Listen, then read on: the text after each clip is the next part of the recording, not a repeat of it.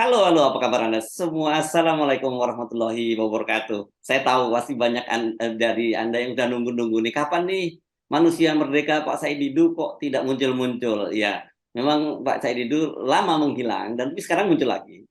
Dan dan seperti biasa kalau muncul dengan Bang Said Didu kita akan ngobrol yang seru. Assalamualaikum Bang Said Didu. Waalaikumsalam warahmatullahi wabarakatuh. Ya, Ya, kata orang ya, kata Mas Sersu. ya, gimana gimana gimana?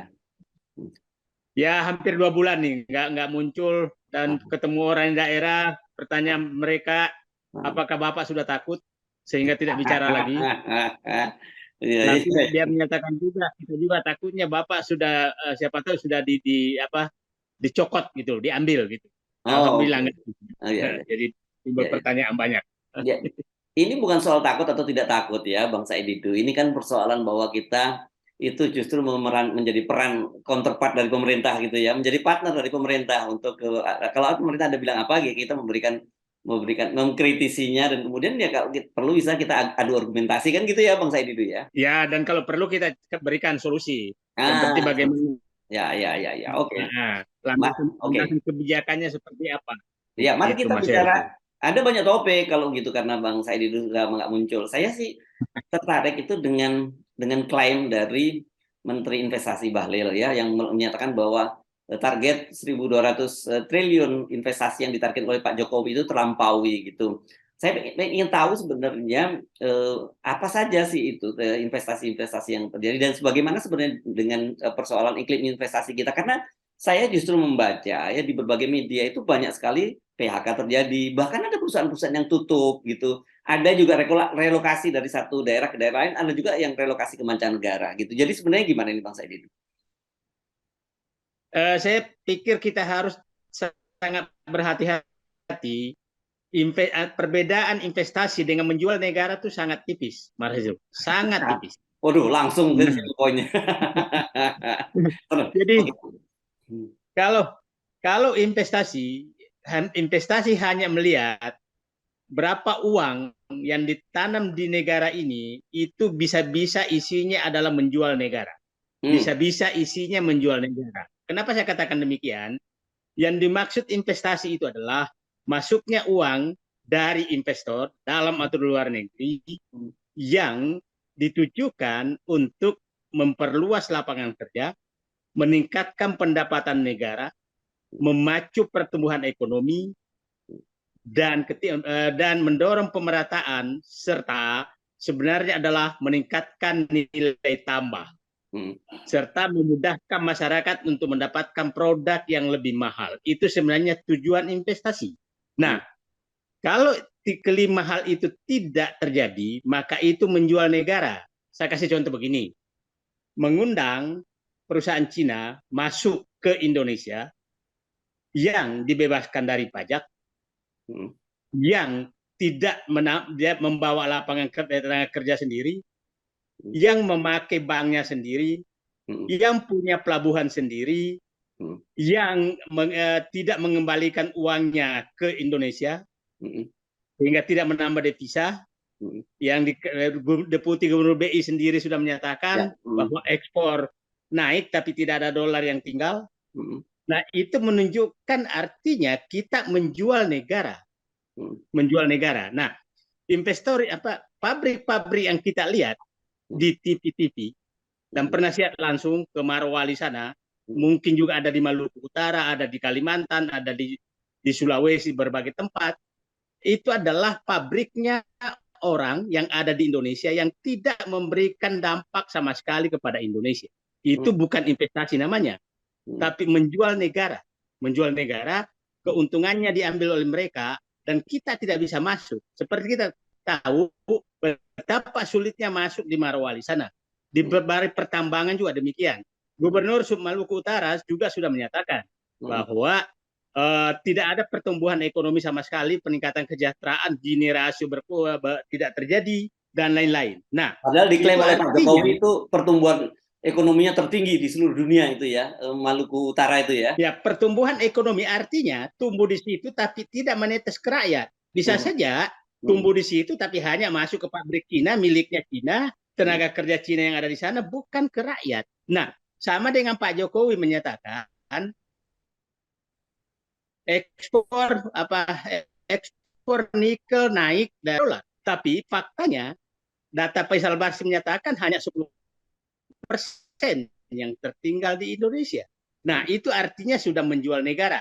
Itu contoh pertama, memberikan sumber daya alam kepada asing dan uangnya tidak kembali ke Indonesia dan tidak membuka lapangan kerja, tidak memberikan nilai tambah, tidak menambah devisa, tidak memacu pertumbuhan ekonomi, tidak menambah kesejahteraan rakyat sekitarnya. Itu artinya menjual negara. Nah, sekarang yang lain juga demikian, Mas Hersu. Kita tahu sekarang BUMN dipaksa untuk menambah utang untuk menjual jalan, membangun infrastruktur, bandara, jalan tol, pelabuhan.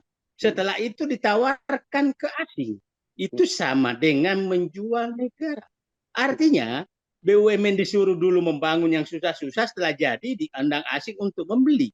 Nah, infrastruktur, Mas Hersu, kenapa infrastruktur dulu dilarang, ditutup sama sekali untuk asing? Karena begini, infrastruktur sudah hampir bisa dipastikan, terutama jalan tol, bahwa yang membayar itu rakyat Indonesia yang lewat, tapi uangnya terbang semua ke luar negeri. Itu kenapa dilindungi betul, bahwa jangan infrastruktur yang menggunakan pasar dalam negeri untuk digunakan ini ke luar negeri. Itu yang kita hindari. Nah, berbeda umpamanya investasi-investasi yang dulu, pabrik mobil, kita juga kritik pabrik mobil Jepang kan tidak melakukan alih teknologi, tapi ini sekarang mengajak pengusaha lain, tapi tidak membawa lapangan kerja, tidak membawa tenaga kerja asing masuk, membawa tapi tidak banyak. Nah, sehingga demikian juga kereta api cepat contohnya lah.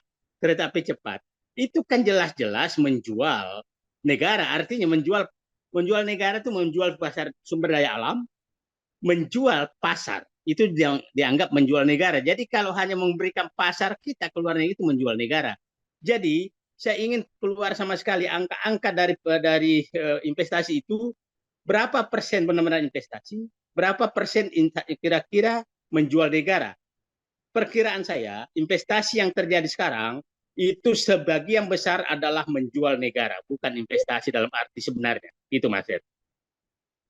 Jadi kita mesti tidak boleh berhenti hanya pada angka-angka saja ya. Oh, bahwa target terlampau ya. Kita harus betul-betul teliti satu persatu investasinya dalam bentuk apa. Itu kan maksudnya ya. Ya, jadi kita lihat begini, itu ada indikator-indikator Marhisu yang kita bisa gunakan. Contoh begini, kalau yang tambang ya, perusahaan tambang, itu seharusnya sebaiknya yang optimal itu 60% dari revenue tambang. 60% revenue tambang itu kembali ke negara. Kembali ke negara dalam bentuk macam-macam. Ada pajak daerah, ada PPN, ada PPH, ada royalti, ada PPN dan lain-lain. Itu harus sekitar 60% masuk ke negara. Betapa sedihnya kita mendengarkan angka dari Pak Faisal Basri bahwa nikel itu tidak sampai 10% yang kembali ke Indonesia, belum tentu masuk kembali ke negara, kembali ke Indonesia. Nah, jadi kalau pemerintah mau berdebat, kita tunjukkanlah saya angka itu. Berapa sebenarnya yang kembali ke negara. Tapi faktanya bahwa tadi Deputi Gubernur BI sudah menyatakan tidak ada dolar yang tertinggal, dan ini kita harus hati-hati betul ini karena kita tahu persis pemilik komunitas ekspor itu ada 3 yang utama, adalah batu bara, kemudian tambang, yang ketiga adalah CPO. Nah, ini kan yang menghasilkan uang banyak dan tidak kembali. Itu Mas Hersu. Parkir Artinya, semua paling banyak parkirnya di Singapura ya. nah, mereka parkir di sana. Artinya, jadi kalau dinyatakan investasi tak bagus, ya enggak lah. Dia hanya mengambil sumber daya alam kita untuk dijual keluar dan tidak kembali. Itu loh Mas Hersu. Jadi, nah saya lihat, nah itu lebih parah lagi di ibu kota negara. Itu jelas-jelas sudah menjual negara. Bayangkan HGB, HGU yang hanya 30-an tahun minta diubah menjadi 160 tahun. Oke. Setelah itu tidak laku, maka dirubah menjadi hak milik. Hak milik ya. Hak milik. Nah, bayangkan tidak adilnya pengembang-pengembang yang ada di berbagai daerah itu kan hanya HGU, HGB. Hmm. HGB baru berubah menjadi hak milik setelah menjadi apa namanya menjadi hak dipecah menjadi hak orang per orang. Bayangkan di ibu kota negara diubah jadi hak milik. Kebayang nggak oleh kita bahwa ada orang nanti menguasai sekian ribu hektar di ibu kota negara menjadi hak milik. Nah, artinya ibu kota negara sudah dirancang untuk dijual. Bayangkan saya nyatakan ibu kota negara pun dirancang untuk dijual. Gitu loh. Ya, ya, oke. Oke. Jadi harusnya seperti apa investasi itu? Nah, selalu kalau kita investasi masih dulu adalah indikatornya adalah berapa tenaga kerja yang akan ditertampung, berapa pendapatan negara akan meningkat lewat pajak, lewat royalti dan lain-lain, berapa nilai tambah yang akan masuk ke Indonesia dan tertahan tidak keluar sehingga menjadi modal perputaran ekonomi, berapa pemerataan yang disebabkan ke daerah dan lain-lain. Itu dia masuk ukur berapa nilai kesejahteraan yang akan itu devisa yang akan diperoleh itu dihitung semua, Mas Ersu. Nah, itu yang dihitung, bukan berapa uang yang masuk ke negara ini untuk mengambil sumber daya alam kita, untuk mengambil pasar kita, bukan itu. Bukan itu menjual negara namanya. Nah, agar itu terjadi apa yang harusnya sebenarnya dilakukan oleh pemerintah? Saya pikir pemerintah harus terbuka dan menyampaikan kriteria-kriteria investasi yang harus dilakukan. Itu kan dulu kan ada kriteria investasi sejak dulu tuh, bahwa investasi yang terbuka adalah ini, yang terbuka adalah ini, dan kriterianya adalah demikian. Dan dulu kita terutama masalah tenaga kerja kita batasi betul. Dulu malah teknologinya kita periksa, Mas. Teknologinya yang mau dimasukkan itu kita periksa. Kenapa harus periksa? Karena kita tidak tahu, siapa tahu masukkan teknologi rusak. Kenapa teknologi? Nah, yang ketiga adalah kita periksa investasinya rasional nggak? Harga apanya besar investasinya. Kenapa itu perlu? Karena kita menghindari terjadi permainan pajak. Dia bilang investasinya cuma 3.000, padahal sebenarnya kalau kita hitung hanya 1.000. Kalau dia 3.000, maka tidak pernah untung sampai perusahaan itu tutup. Maka dia tidak pernah bayar pajak. Nah, sekarang itu dibebaskan semua. Dan dulu sangat dilarang memasukkan mesin bekas. Karena mesin bekas tidak ada harganya secara pasar. Nah, itu kerjaan dulu namanya Badan Pengkajian dan Penerapan Teknologi untuk menilai itu. Ya, ya, ya. Oke, tetapi kan kalau yang sebenarnya yang ada sebut tadi ciri-cirinya itu kan kebanyakan dari negara Cina ya, yang kita mesti ngomong yang tadi turnkey project lah ya. Kalau dari Cina itu kan mau dia uangnya dari mereka, tetapi tenaga kerjanya dari mereka, peralatannya dari mereka, dan semua nanti juga mereka semua juga yang menangani. Nah, tapi pertanyaannya kan selama ini pemerintah selalu menyatakan bahwa Cina itu bukan investor terbesar di Indonesia, dia hanya masih didominasi negara-negara lain seperti Jepang, Singapura, dan sebagainya. Kita lihat bahwa dia masuk, itu kan terakhir-terakhir ini. Ya. Tapi saya pikir udah besar sekali.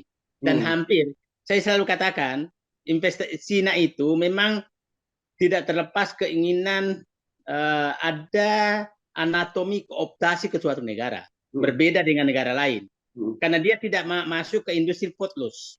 Food loss itu yang bisa pindah kapan saja. Tekstil dia nggak pernah masuk. Otomotif dia nggak pernah masuk, karena itu gampang pindah saja. Dia masuk ke infrastruktur dan tambang. Dia masuk ke situ sehingga tidak bisa pindah kecuali negara yang dia seakan-akan duduk di suatu tempat itu, dan kalau negara mengusir maka dia minta ganti rugi. Dan itu terjadi di berbagai negara, itu bedanya, gitu loh, Mas. Kalau yang lain kan bisa pindah kapan saja, dia nggak masuk. Jadi artinya sebenarnya kalau kita tadi bicara tentang investasi yang menjual negara itu sebenarnya spesifik itu investor dari Cina ya sebenarnya ya. Saya melihat, tapi sekarang Mas dengan diubahnya kriteria ini bisa saja negara lain juga melakukan hal yang sama.